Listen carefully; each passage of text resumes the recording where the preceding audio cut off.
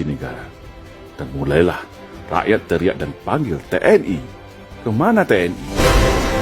Tahukah kita semua bahwa satu, TNI kita hari ini adalah tentara yang paling sipil di dunia, karena personilnya tak boleh bawa senjata, yang nampak bawa sarung pistol kosong di mana-mana. Dua, tahukah kita bahwa secara sistematis TNI kita seharusnya sebagai komponen utama alat pertahanan negara sekarang sudah bergeser menjadi komponen pembantu, karena tugasnya hanya menjadi pembantu, membantu tugas Polri, membantu bencana, membantu pemadaman kebakaran hutan, bahkan untuk menumpas separatisme yang jelas bahagian tugas pokok TNI tetap difungsikan untuk membantu Polri dalam tugas operasi penumpasan separatis yang diganti nama jadi kriminal dengan 1000 alasan. Yang komponen pendukung seperti komponen utama yang sudah jelas komponen utama TNI malah seperti komponen pendukung. Aneh bin ajaib. Yang ketiga, tahukah kita bahwa TNI kita hari ini sudah menjadi korban adu domba politik belah bambu antara TNI dan Polri, di mana Polri atas kebijakan politik dijadikan terdepan dalam implementasi konsep democratic policing. Sementara RUU Kamnas sengaja di-PTS-kan. Makanya TNI selalu berada di belakang Polri atau sebagai pembantunya saja.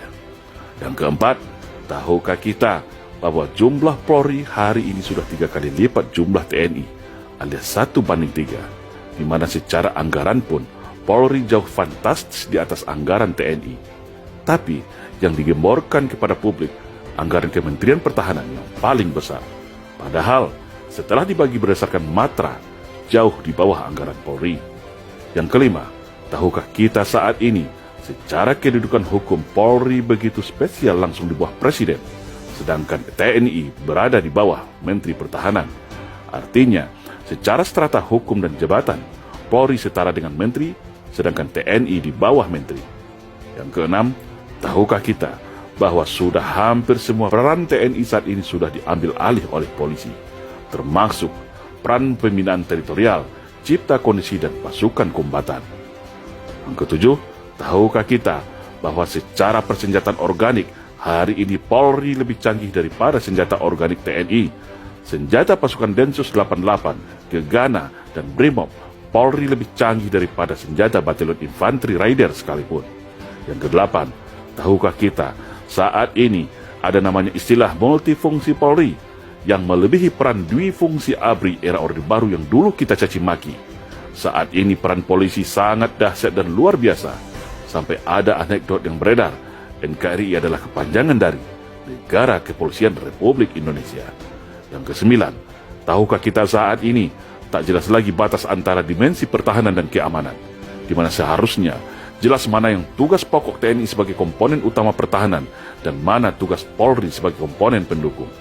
Yang ke-10, tahukah kita saat ini fungsi teritorial TNI sudah diberi tak jelas lagi fungsi dan tugasnya. Padahal 49.000 babinsa seluruh Indonesia adalah mata dan telinga TNI dalam upaya cegah dini, tangkal dini terhadap ATHG, yaitu ancaman, tantangan, hambatan dan gangguan terhadap negara. Hal itu adalah termasuk dalam 5 kemampuan teritorial, tapi ternyata Babin Kamtibmas yang lebih berkuasa soal deteksi dan cegah dini. Maka terjadilah seperti hari ini, rakyat mudah diadu domba, tidak ada penengah. Walaupun TNI tahu siapa aktor dan dalangnya dalam setiap konflik sosial, tetapi tak bisa berbuat apa-apa karena terkunci oleh aturan dan tidak logis.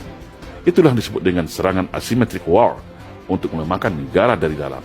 Yang ke-11, tahukah kita bahwa Panglima TNI hari ini ditunjuk oleh Presiden, sedangkan Presiden adalah bahagian dari kekuasaan politik.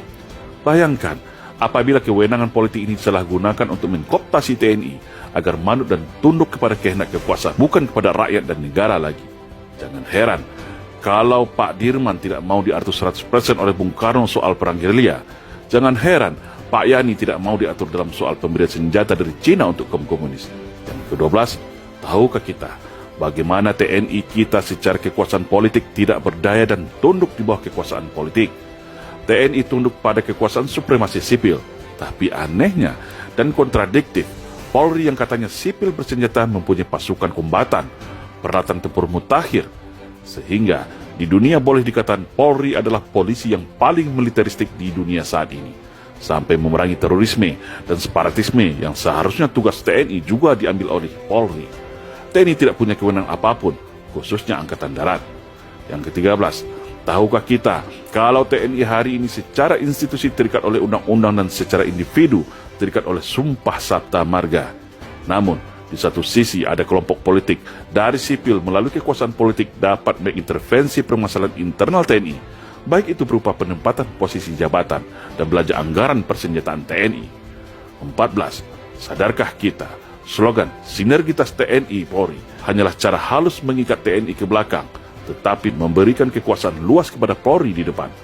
Logikanya, buat apa dulu TNI Polri dipisah, lalu saat ini diikat lagi dengan bahasa sinergitas? Kan jadi aneh dan menimbulkan tanda tanya besar. Sinergitas artinya tetap di bawah kendali Polri. Nah, semua penjelasan di atas adalah baru beberapa bahagian yang menjadi beban tugas, beban moral, beban psikologis mental prajurit TNI dalam menunaikan bakti pada negara.